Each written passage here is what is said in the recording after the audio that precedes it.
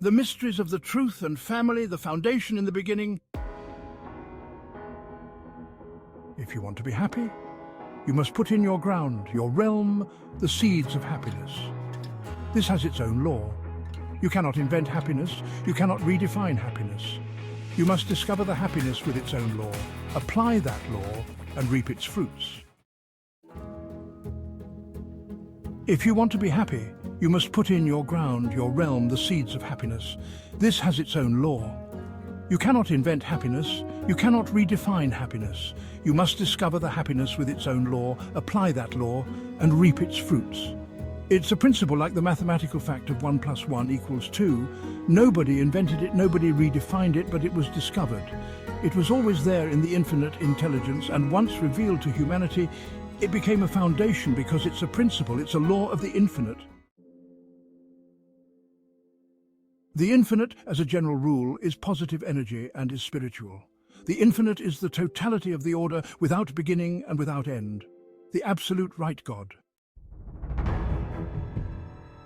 Therefore, there are two laws in existence: the law of the spirit of life in Christ Jesus and the law of sin and death. Or we can say order or chaos, truth or lie, good as positive or bad as negative.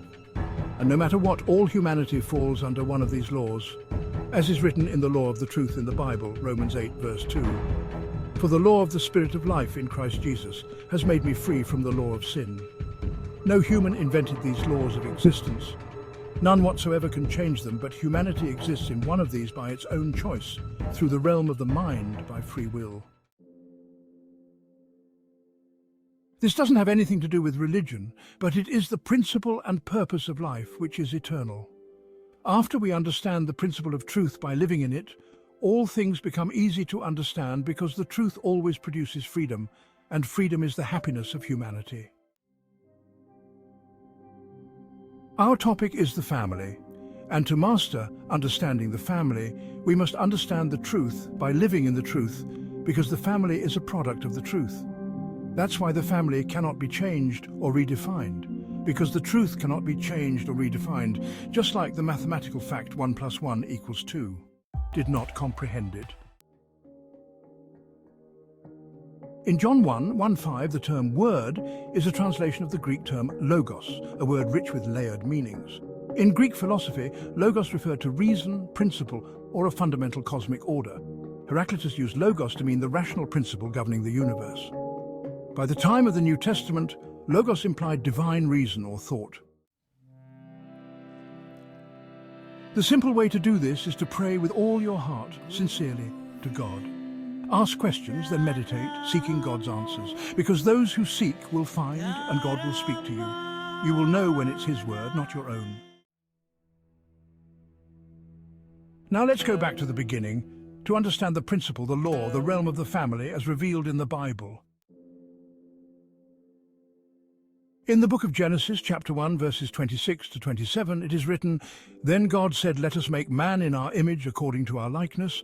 So God created man in his own image. In the image of God He created him. Male and female He created them." Here God established humanity in His own image, creating man and woman together to reflect His nature. Continuing in Genesis chapter 2, verse 18, God speaks, "It is not good that man should be alone. I will make him a helper comparable to him."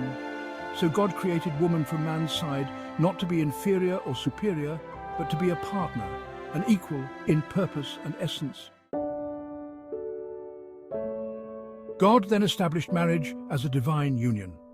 Genesis chapter 2, verse 24 declares, "Therefore a man shall leave his father and mother and be joined to his wife, and they shall become one flesh." This unity is the foundation of family, symbolizing completeness, harmony, and order in creation.